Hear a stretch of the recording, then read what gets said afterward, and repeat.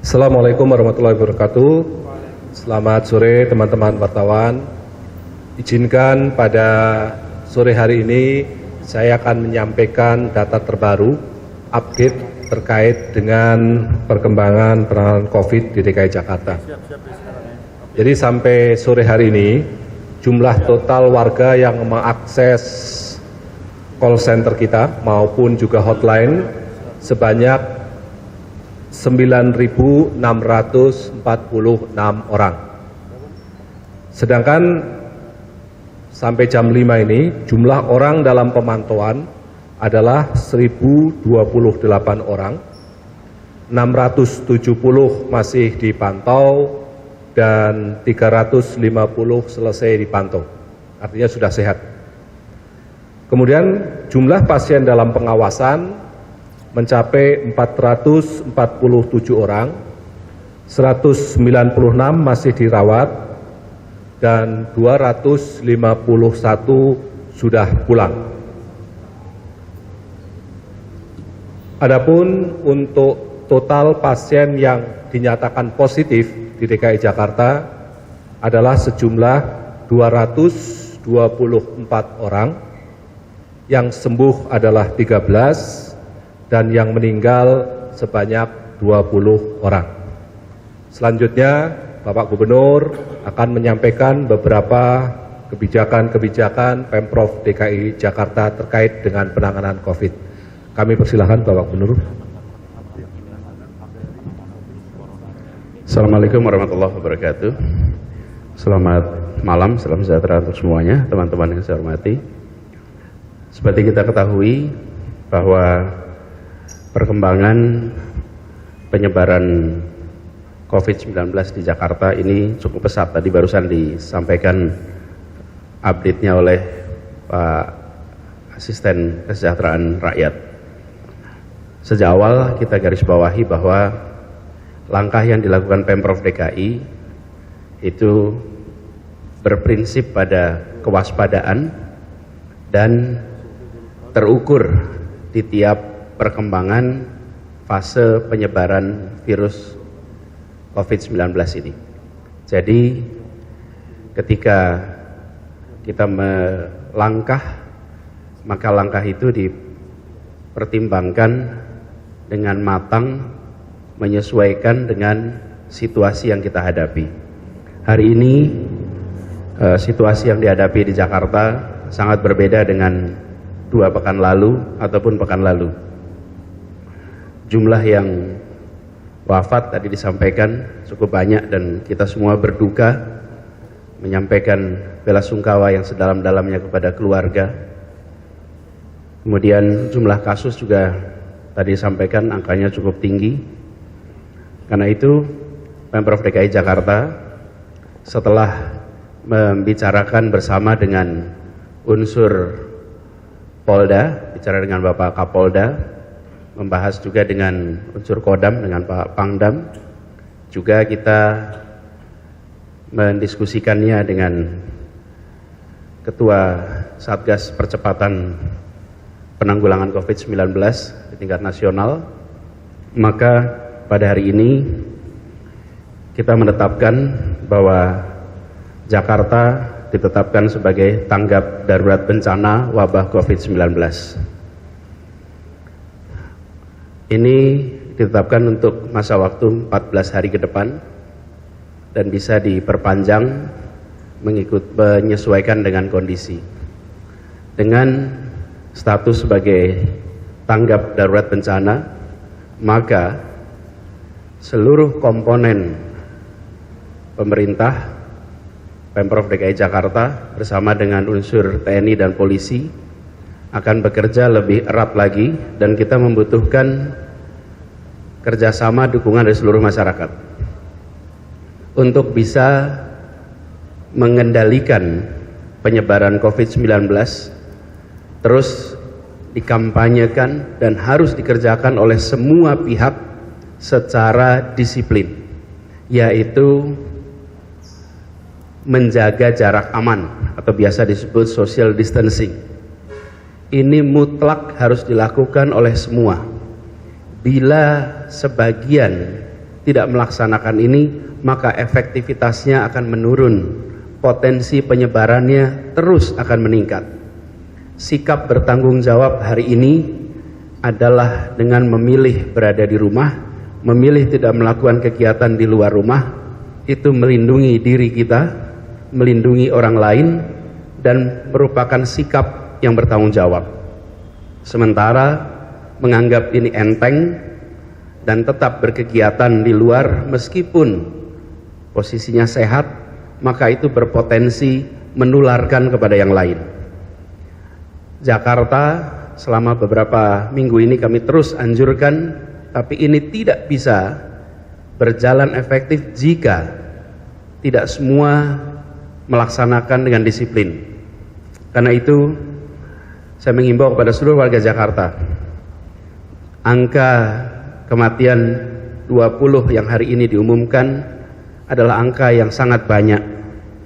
Kita harus menghindari angka ini meningkat, dan menghindari itu bukan semata-mata dengan meningkatkan fasilitas kesehatan, tapi dengan menghentikan penularan. Hari ini di Jakarta ada 17.500 dokter, ada 27.000 perawat, ada 900-an tenaga kesehatan masyarakat. Jajaran medis di seluruh Jakarta posisinya adalah posisi menghadapi jumlah warga yang datang yang jumlahnya luar biasa. Daya respon kita memiliki ambang batas karena jumlah rumah sakit, jumlah tenaga yang tak seiring dengan pertumbuhan jumlah kasus. Karena itu, bila kita ingin sehat, menjaga semuanya sehat, maka kurangi jumlah penderita. Dan kurangi jumlah penderita itu caranya dengan mengurangi penularan. Karena kemampuan dari sistem kesehatan yang ada di ibu kota ini ada batasnya. Ini berbeda dengan kalau kita hanya punya kasus 1-2. Ini sudah merupakan pandemik, dan di Jakarta percepatannya tinggi karena interaksinya tinggi. Jadi saya mengharap kepada seluruh komponen masyarakat, dunia usaha, organisasi sosial, organisasi keagamaan, ambil langkah-langkah drastis karena Jakarta statusnya sekarang adalah tanggap darurat bencana COVID. Ini juga diiringi dengan kebijakan, ada keputusan dari Dinas Pariwisata, resminya nanti Bapak Kepala Dinas Pariwisata mengumumkan bahwa kita akan mengurangi kegiatan-kegiatan hiburan mulai hari Senin yang akan datang. Detailnya nanti diumumkan. Penutupan kegiatan wisata milik pemerintah sudah dilakukan sejak pekan lalu. Mulai pekan ini kita mengharapkan kepada dunia usaha untuk bersama-sama. Karena sekali lagi, kalau hanya dikerjakan oleh sebagian dan sebagian yang lain memilih berinteraksi, maka penyebaran itu berjalan terus. Mulai hari Senin kita akan melakukan peniadaan kegiatan hiburan yang nanti detail itemnya akan disampaikan oleh Kepala Dinas Pariwisata. Yang ketiga adalah pembatasan penggunaan kendaraan umum. Prinsipnya masih sama, yaitu membatasi jumlah penumpang di dalam bis dan di dalam kereta api. Yang kedua adalah dengan membatasi jam operasi, sehingga ini hanya digunakan untuk kepentingan-kepentingan yang memang mengharuskan pergi keluar. Yang ketiga adalah semua antrian harus dilakukan di ruang terbuka, tidak dilakukan di ruang tertutup seperti di dalam halte atau di dalam stasiun, dan akan diterapkan jarak aman di dalam semua antrian. Seluruh jajaran Pemprov, jajaran Polda, dan jajaran Kodam nanti akan berada di lapangan mulai hari Senin pagi untuk memastikan ada kedisiplinan di sini. Kemudian kepada dunia usaha. Kita mengeluarkan seruan Gubernur nomor 6 tahun 2020 yang menegaskan, ini statusnya seruan, tapi menegaskan bahwa seluruh kegiatan perkantoran untuk sementara waktu dihentikan, menutup fasilitas operasional dan tidak melakukan kegiatan di perkantoran, tapi lakukan kegiatan di rumah. Bagi perusahaan yang tidak dapat menghentikan total, maka diminta untuk mengurangi kegiatan tersebut sampai batas paling minimal. Minimal jumlah karyawannya, minimal waktu kegiatannya, dan minimal fasilitas operasionalnya, serta mendorong sebanyak mungkin karyawan bekerja dari rumah. Lalu kami menghimbau kepada seluruh dunia usaha untuk memperhatikan surat edaran Menteri Tenaga Kerja nomor M/3/HK 04/3 tentang perlindungan pada pekerja dan buruh dan kelangsungan usaha dalam rangka pencegahan penanggulangan COVID-19. Seruan ini berlaku juga pekan depan dan kita berharap ditaati oleh dunia usaha, karena bagaimanapun juga langkah yang kita lakukan hanya bisa efektif bila semua serempak melakukannya. Kita berharap ini semua ditaati dan jajaran Pemprov dengan Satgas di DKI terus bekerja untuk memastikan bahwa kita bisa ikut mencegah percepatan penularan COVID-19. Ini yang bisa saya sampaikan. Silakan kalau ada pertanyaan. Soal social distancing itu kan menjaga tidak mengurangi aktivitas. Nah, sudah kemarin Bapak bilang mau disusun formulasi buat pekerja yang harian pemasukannya. Nah, itu gimana, Pak? Sudah ada formulasinya, Bu? Ya. Jadi ini sekalian punya konsekuensi yang tidak sederhana. Karena kemudian sebagian dari masyarakat kita yang memiliki pekerjaan mengandalkan pada penghasilan harian itu akan terdampak. Kita sudah menghitung dan memiliki datanya. Ini merujuk kepada para penerima bantuan-bantuan dari Pemprov DKI, bantuan subsidi, ada 1,1 juta orang di Jakarta, yang itu semua nanti kita akan secara bertahap memberikan bantuan. Sekarang sedang dirumuskan besaran, metode, mengikuti perkembangan, gitu.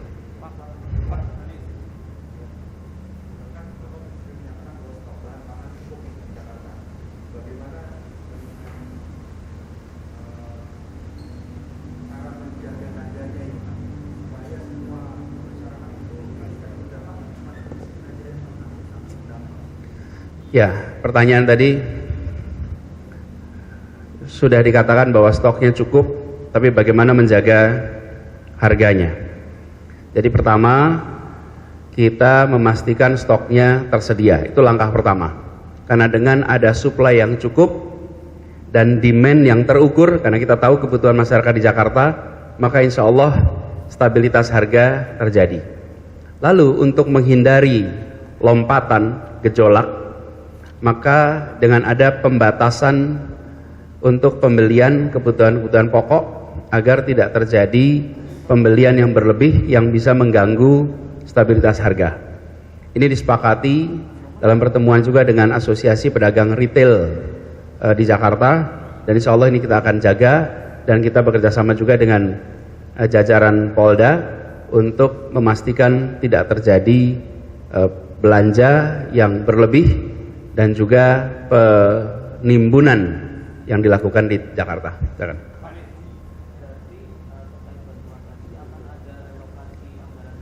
Belum sampai dibahas itu karena harus dikoordinasikan dengan pusat juga.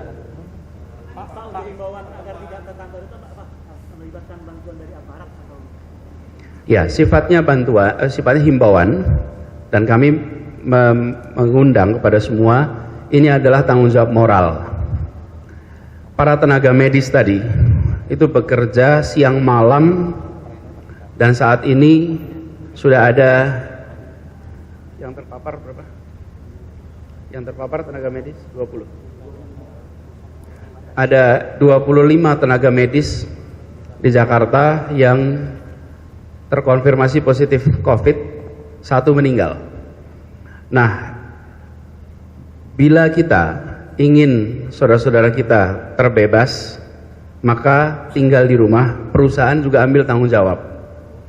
Kemudian bila kita ingin membantu saudara-saudara kita yang bekerja menyembuhkan, merawat, cara mengurangi beban mereka adalah dengan tinggal di rumah. Beredar itu foto-foto tim dokter, tim tenaga medis, dalam fotonya mengatakan, kalau izinkan kami berjuang di rumah sakit, di fasilitas kesehatan, bagian Anda adalah tinggal di rumah. Ini adalah pesan yang sangat powerful dari mereka, mari kita taati. Terakhir, Pak, kalau jumlah pemerintah pusat dan pemerintah daerah berbeda Pak angka kematiannya Pak. Terus Pak kami dari Jakarta, dari DKI sejak awal menerapkan 3 prinsip. 1, transparansi. 2, urgensi, sadar bahwa ini harus langkah sigap, cepat. Yang ketiga adalah faktual. Kami sampaikan apa adanya, dan apa yang kami sampaikan adalah juga yang diteruskan oleh laporan resmi dari Dinas Kesehatan kepada Kementerian Kesehatan.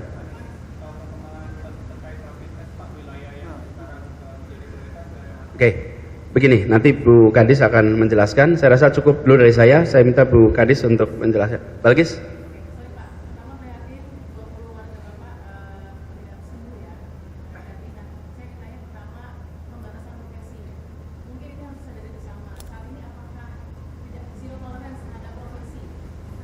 Terhadap apa? Terhadap profesi. Kita pisahkan tenaga medis karena masuk tugasnya.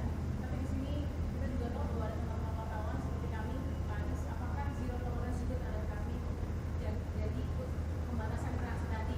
Lalu yang kedua, ketika 3 hari lalu Bapak mengatakan bahwa penentuan atau pernyataan siapa yang positif itu adalah di pusat, saat ini sudah ada di tanggap darurat DKI Jakarta, apakah nanti role-nya adalah ada di Jakarta? Begini, ini adalah sebuah wabah yang harus ditangani bersama-sama. Tidak bisa sendiri-sendiri. Kita komunikasi terus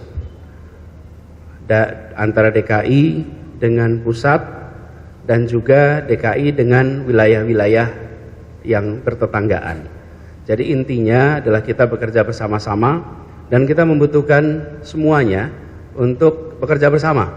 Dan ini kalau sudah mencakup urusan social distancing, maka kesadaran diri menjadi tinggi sekali. Ya, itu aja dulu. Bu Kadis, silakan. Ya, terkait dengan pelaksanaan kegiatan rapid test di salah satu wilayah di Jakarta. Tadi siang kami dari Dinas Kesehatan berkoordinasi dengan jajaran Kementerian Kesehatan bahwa kami melaksanakan sesuai protokol yang dibikin oleh Kementerian Kesehatan. Kegiatan rapid test adalah suatu kegiatan yang dilakukan bersamaan dengan kegiatan surveillance. Jadi kami mendapatkan 520 piece untuk kegiatan surveillance tracing kontak ke lapangan. Saat ini ditunjuk sebagai uji coba di Jakarta Selatan, turun bersama tim dari Kementerian Kesehatan, dari Sudin Jakarta Selatan, dan dari Puskesmas. Jadi kami sampaikan hari ini kami mendapatkan rapid test sebanyak 520 piece yang dilakukan uji coba di Jakarta Selatan. Sesuai dengan jumlah yang kami terima, kami sesuaikan dengan wilayah yang kebetulan harus kami lakukan tracing kontak.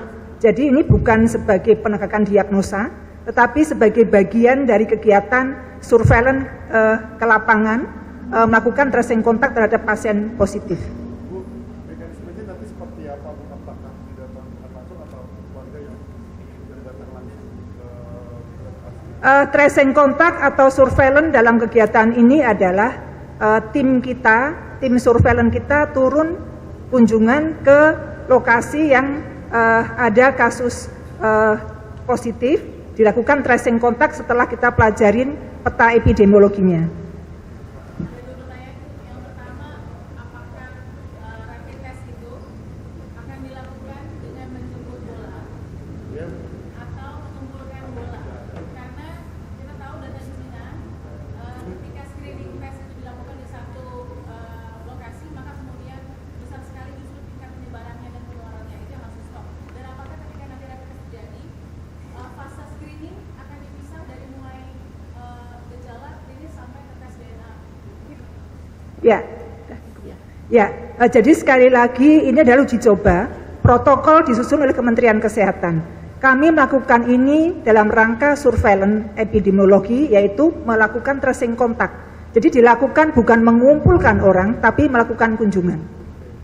Demikian, makasih. Oke, ada satu pernyataan dari Pak Presiden soal vaksin. Bisa diklarifikasikan soal vaksin itu? Kami belum mendapatkan informasi secara lengkap.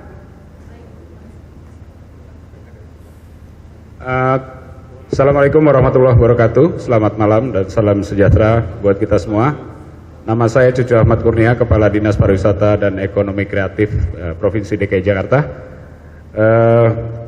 Saya mengumumkan kita sudah mengeluarkan surat edaran tentang penutupan sementara kegiatan operasional industri pariwisata dalam rangka kewaspadaan penularan COVID-19.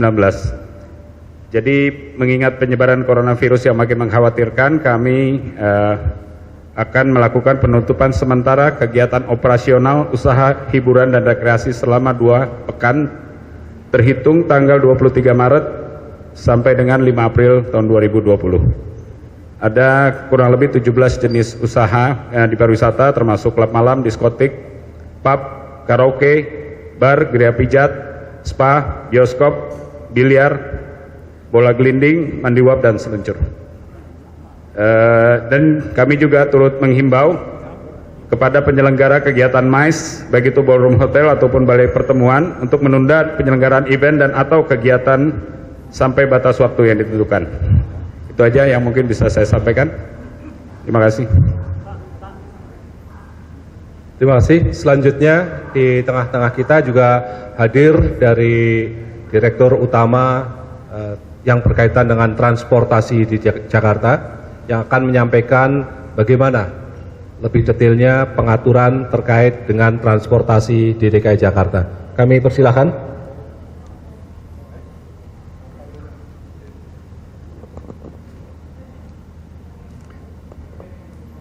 Selamat malam, terima kasih teman-teman media. Saya Direktur Utama PT MRT Jakarta bersama-sama malam hari ini dengan Pak Yoga, Direktur Utama PT PLT, Direktur Utama PT Transportasi Jakarta, akan menyampaikan penyesuaian jadwal transportasi MRT dan Transjakarta dan nanti juga LRT sehubungan dengan peningkatan kejadian pandemi corona di DKI Jakarta. Pak Safrin, yang pertama kami mengucapkan terima kasih atas nama PT MRT Jakarta kepada masyarakat DKI dan sekitarnya yang telah mempercayakan MRT Jakarta sebagai transportasi publik mereka selama ini. Biasanya kami mendorong orang naik MRT, namun sehubungan dengan pandemi corona, kami memohon agar MRT hanya digunakan untuk hal-hal yang sangat mendesak sehubungan dengan potensi keterpaparan coronavirus ini besar di fasilitas umum termasuk di transportasi publik. MRT mendukung penuh kebijakan pemerintah, Bapak Presiden, Bapak Gubernur yang secara tegas sudah meminta untuk seluruh masyarakat bekerja dari rumah, belajar dari rumah, dan beribadah dari rumah. Dan ini telah dilaksanakan oleh masyarakat Jakarta dan sekitarnya.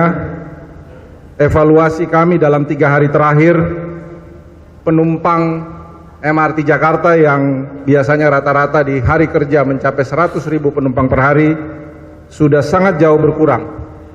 Hari Selasa penumpang sudah mencapai 32.000, hari Rabu turun menjadi 28.000, dan kemarin 24.000 penumpang per hari. Fokus MRT Jakarta dan fokus kami adalah terus mendorong personal hygiene dan social distancing measures, sambil tetap memastikan layanan MRT tetap prima, memberikan yang terbaik kepada segenap masyarakat ibu kota dan sekitarnya.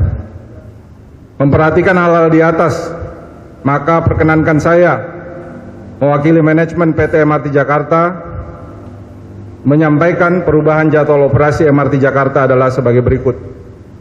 Yang pertama, mulai hari Senin tanggal 23 Maret 2020, jam operasi MRT Jakarta akan disesuaikan mulai jam 6 pagi sampai dengan jam 8 malam, jam 20 malam. Yang kedua, headway atau jarak antar kereta ini akan tetap kami pertahankan, yaitu pada jam sibuk dari jam 7 sampai jam 9 itu 5 menit, dan jam 17 sampai jam 19 5 menit, dan pada jam di luar itu akan 10 menit, sambil melihat perkembangan di hari-hari selanjutnya. Yang ketiga, jumlah penumpang dalam kaitan dengan social distancing itu dibatasi 60 orang per kereta, atau dengan 6 kereta dalam satu rangkaian berarti 360 orang. Ini untuk memastikan bahwa social distancing measure ini kita terapkan secara ketat, dan kami menghimbau masyarakat yang menggunakan MRT Jakarta untuk menjaga jarak minimum antar penumpang pada saat berdiri ataupun duduk adalah minimum 1 meter. MRT Jakarta telah menyiapkan berbagai tanda dan mark baik di kereta maupun pada jalan-jalan masuk untuk memastikan bahwa social distancing measures ini atau jarak antara penumpang ini juga dilaksanakan. Selanjutnya, antrian. Kami sudah melakukan evaluasi dan semaksimal mungkin kami akan memastikan bahwa antrian ini akan dikelola dengan baik, tidak akan terjadi antrian pada saat masyarakat ada di stasiun maupun akan memasuki kereta. Demikian hal-hal yang ingin kami sampaikan.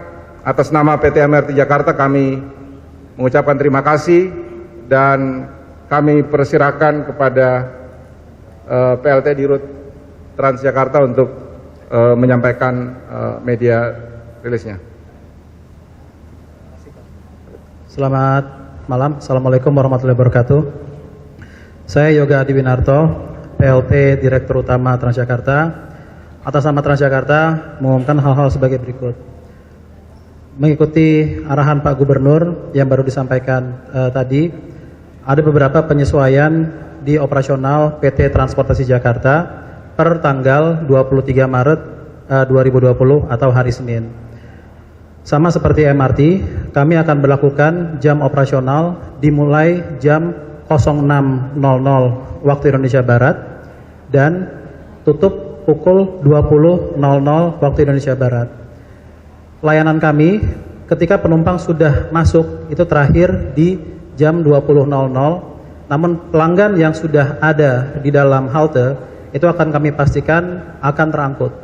Jadi kami pastikan sekali lagi jam buka halte adalah jam 06.00 sampai jam 20.00. Jadi pelanggan terakhir untuk masuk ke halte jam 20.00 waktu Indonesia Barat. Namun setelah di dalam, kami akan pastikan seluruh pelanggan kami itu akan terangkut. Angkutan malam hari kami tiadakan per hari Senin. Lalu juga kapasitas tiap-tiap bus itu akan kami batasi sama seperti hari ini, yaitu untuk bus gandeng atau bus articulated dari tadinya 150 menjadi 60 pelanggan. Lalu juga untuk bus single itu sebanyak 30 pelanggan satu bus. Kami himbau untuk para pelanggan agar memastikan untuk duduk di jarak antar satu kursi, lalu juga untuk berdiri di halte dan juga di bus itu jaraknya adalah sepanjang satu lengan depan atau juga satu lencang depan atau lencang kanan. Jadi satu lengan adalah jarak minimum antar pelanggan dan juga satu kursi adalah jarak minimal untuk duduk di dalam bus. Dan berikutnya, rute yang kami operasikan per hari Senin itu hanya rute di dalam koridor.